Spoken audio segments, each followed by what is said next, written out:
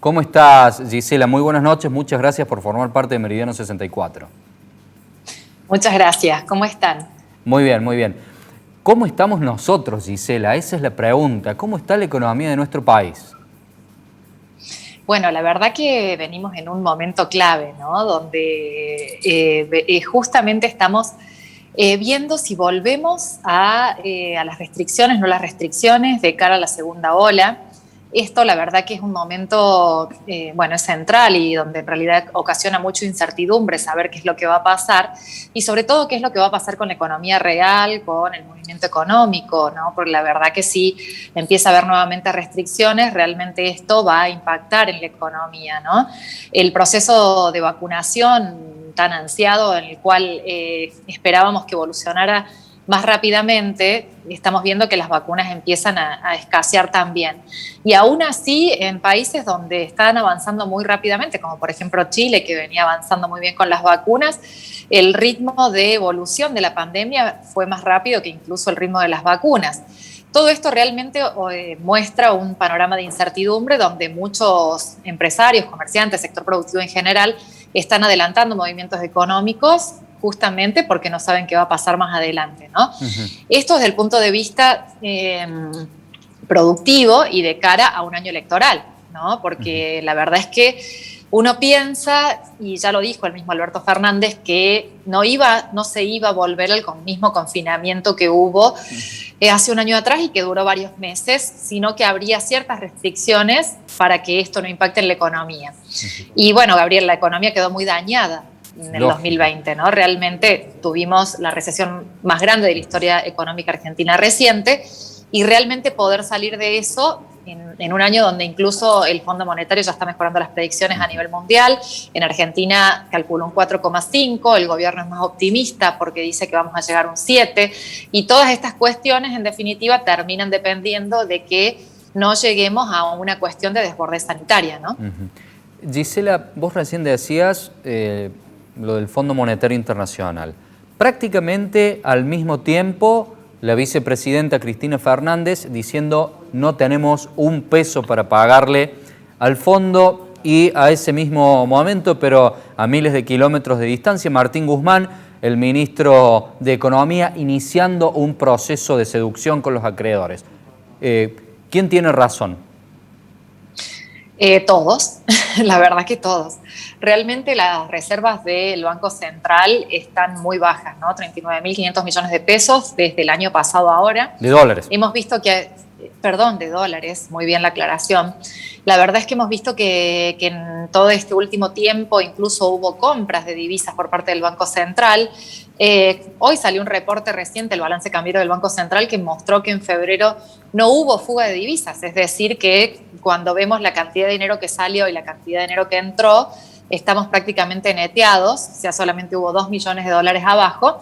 Esto es algo absolutamente atípico y no pasaba desde el año 2012. Pero bueno, toda esta situación, ¿a qué voy? Que viendo todas estas situaciones buenas, de algún modo, para los dólares de la Argentina no se vio reflejado en las reservas del Banco Central. De hecho, los datos muestran que por cada dólar que entraron en exportaciones, solamente 30 centavos se recaudaron en reservas por parte del Banco Central. La verdad que hoy un dólar tiene que ser cuidado o está siendo cuidado más que un peso de recaudación, porque realmente no hay plata para pagar. Tenemos situaciones claves, ¿no? En abril tenemos un gran vencimiento con el Club de París, y luego de eso tendríamos, si no acordamos con el Fondo Monetario Internacional, 2 pagos de 1.900 millones de dólares, uno en septiembre, el otro en diciembre, y realmente si a esas reservas le sacamos los swap que tenemos con China, préstamos de organismos internacionales y demás, tenemos que nuestra posición neta es casi cero, ¿no? Entonces, eso te quería preguntar realmente exactamente, Gisela, porque muchos economistas señalan la inexistencia de las reservas. Este número de 29.500 millones lo declaran como ficticio. Digamos, los dólares están, lo que pasa es que en realidad no es plata propia de uno, ¿no? Sino que en definitiva, cuando uno empieza a descontar que los préstamos que tiene el Banco Mundial, los préstamos que tiene el swap con China y otros conceptos adicionales, llegamos a un número casi nulo de reservas propias, genuinas, que se tienen en el Banco Central. Esta situación claramente preocupa a todos los sectores y en definitiva tiene que ver con la renegociación que está llevando Guzmán afuera, ¿no? ¿En qué sentido? Mucho se ha planteado de que si bien se readecuó la deuda que tenía que ver con los acreedores privados, hemos visto que esto no impactó en absoluto en el precio de los bonos y en la posibilidad de acceder a un financiamiento más económico. Hoy Argentina sigue cerrada al resto del mundo para obtener un financiamiento que ayude a superar este cuello de botella. De la única manera que podría endeudarse es a una tasa del 20% en dólares anuales, que eso es imposible. Similar a la que se tomó con Hugo Chávez en 2010 o 2011. Creo que fue esa del 10 o del 12, pero bueno, sigue siendo alta, ¿no? Así que en ese sentido, hoy, digamos, el gobierno tiene varias negociaciones que realizar, porque por un lado se juega el tener que llegar a un acuerdo antes de las elecciones. Se supone que ya cerrando con el último acreedor externo, que sería el Fondo Monetario, ya esto liberaría este escenario de default del que nunca salimos, ¿no? Llega antes de las elecciones. También hay que ver este refinanciamiento del stand-by a un préstamo de facilidades externas a 10 años. Claramente el fondo para estos préstamos siempre pidió algún ajuste o alguna reingeniería en los procesos, ¿no? Entonces, acá el gobierno se puede jugar su capital político porque en definitiva siempre propugnaron por lo contrario. Esa es una cuestión central. Pero por otro lado, hay una situación en la cual el Fondo Monetario está repartiendo para todos los países derechos especiales de giro. ¿Qué son estos derechos especiales de giro? Son utilidades que tiene el Fondo Monetario Internacional, es decir, es la moneda del Fondo Monetario que les da a los países miembros. Y se los daba a los países miembros que no sufrieron atraso y en función del PBI. Esto, Gabriel, en condiciones normales, pero en condiciones de pandemia se optó por repartir 650 millones de dólares entre todos los países miembros del Fondo Monetario que no tuvieron atrasadas sus cuotas. Y acá hago un paréntesis, porque la verdad que Argentina en ese sentido nunca tuvo atrasada su cuota con el Fondo Monetario Internacional en su larga historia con el fondo, ¿no? Así que le corresponderían estos derechos especiales de giro, que es la moneda del Fondo Monetario Internacional, y que en Argentina se pueden utilizar para fortalecer reservas o pagar deudas, porque se pueden canjear por divisas también.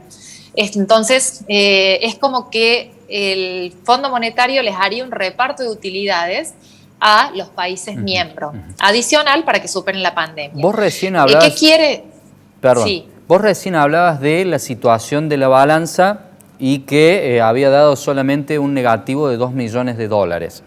El sector de la industria, sobre todo la automotriz, está reclamando que no le permiten importar los insumos para la producción y tampoco los vehículos para la venta.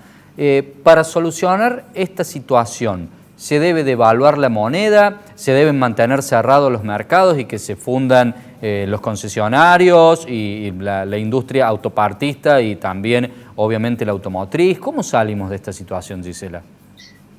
Bueno, tiene que ver justamente con esta situación de lo que llamamos en economía el stop and go, ¿no? El hecho del estrangulamiento externo, la restricción externa. Hoy lo que necesitamos es que, ¿por qué esta mano dura con las importaciones? Porque justamente no están los dólares ni para pagar la deuda y tampoco para generar estos dólares que tanto necesita el sector productivo para seguir produciendo, ¿no?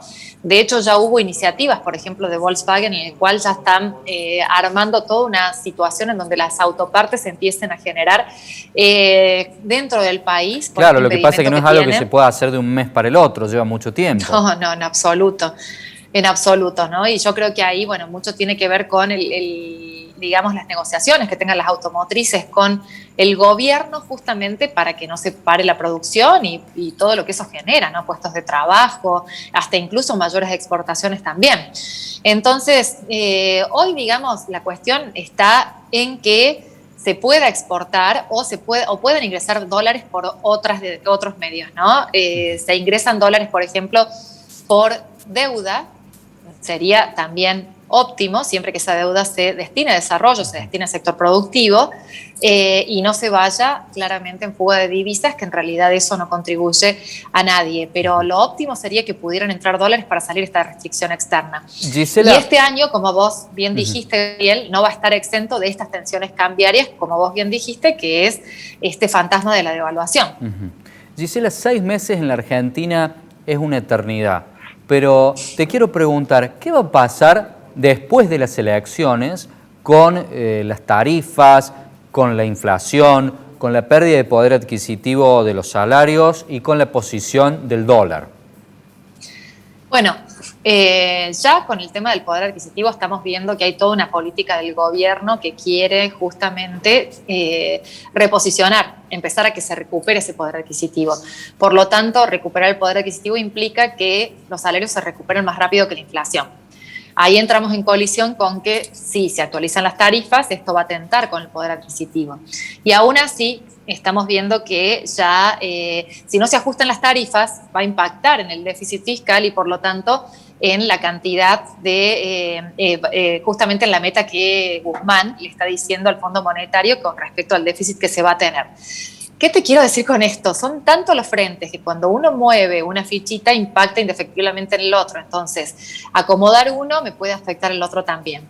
Ya de cara a las elecciones, claramente el gobierno está decidido a reposicionar todo lo que es el poder adquisitivo después de años en el cual ha perdido terreno. No puede tampoco seguir dilatando el tema de las tarifas porque las tarifas cada vez ocupan más lugar dentro de los subsidios estatales y por lo tanto impactan en lo que es el déficit fiscal, ¿no? Y después el dólar. El dólar hoy, el año pasado no fue usado como ancla inflacionaria y se iba ajustando con la inflación. Pero hoy, justamente para que el dólar no impacte en la inflación, se lo está reajustando por debajo de este, ¿no?